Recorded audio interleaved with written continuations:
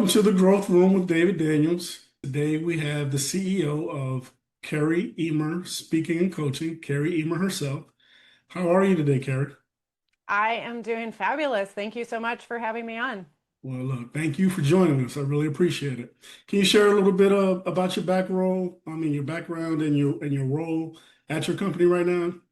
Yeah, absolutely. So my background, I am from Minnesota originally. I went to West Point and served in the military for almost 8 years.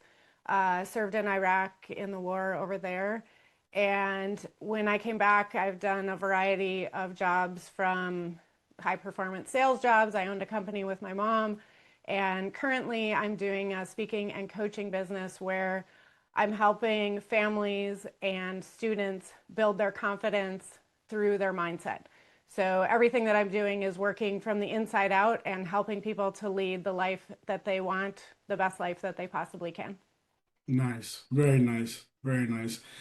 Since you've been in business, which I think you've been in business going on 2, 3 years now, right? Correct. Since you've been in business, what major shifts are you seeing in the industry right now?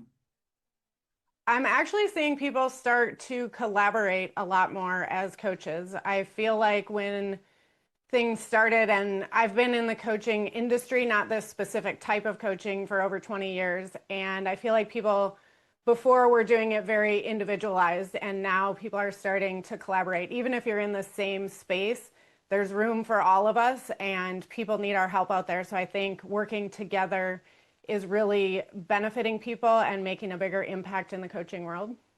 Nice, nice, nice. So right now with your business, what's working well for you right now? And also what's been frustrating, if anything?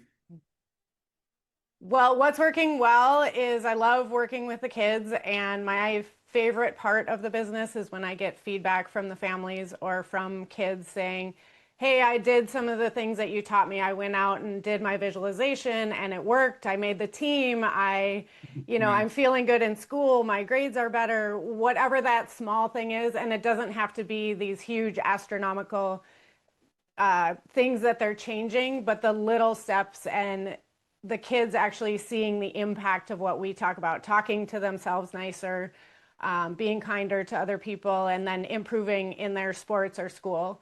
So I would say those are the things that are going great, and I that's the biggest reward for me. Nice. Biggest challenges is my goal, my mission this year is to impact 10,000 students by the end of the year. And of course, getting in front of 10,000 people is a big number, a big mission. And so getting to that number right now is my challenge, finding the schools that are open to me coming in. And a lot of people I feel like still don't exactly understand what mindset and confidence coaching means. So the biggest challenge is getting people to understand what exactly it is that I do and how it benefits them when they've never been part of it. Nice, nice, nice, nice. Where would you see yourself after the next 12 months of getting in front of those 10,000 people? Because I know you're going to do it. Where do you see yourself going from there? Yeah, I want to obviously continue to grow the business. My goal right now, I work with students and families primarily, and I will start doing, I don't want to call it professional development, but more helping teachers to prevent burnout through their mindset. So, working kind of I guess I would call it like a triangle. So, it's the parents, the students, and the And teachers the all teachers. working together and making the biggest impact because they all can see the results of it, not just one piece of it where the student gets it or the parent gets it, but all three, the students, the teachers, and the parents. Nice, very nice. I like that triangle. I like getting them all. And when I did sports coaching, that was the deal. Is you had to have really all three because you still had teachers getting involved one way or another, Yep. and you had to make sure that they were all aligned. So you mentioned your business goal of getting in front of 10,000 kids and parents within the next year. If you had a magic wand to kind of fix just one thing in your business that's kind of slowing things down right now, what would that be? Probably visibility, people knowing that I'm out here being new and, uh, you know, doing my outreach and everything. Just a lot of people don't know even that I exist yet. and I know that's coming. I'm in Southern California, so I have a huge opportunity. There's obviously plenty of people out here that I can reach, and with the way that we can do things online now, I can impact kids across the country or even around the world. So I don't feel like I'm limited by geography, but this is my number one place to work, and then I will expand out from there. Nice, nice. Where else could you see yourself going other than Southern California? Would you just go state by state, broader, or just everywhere? Well, probably like the Western states first, but with Zoom, I'm already reaching out to people who are across the country. Um, I did another podcast with a woman in India earlier this month.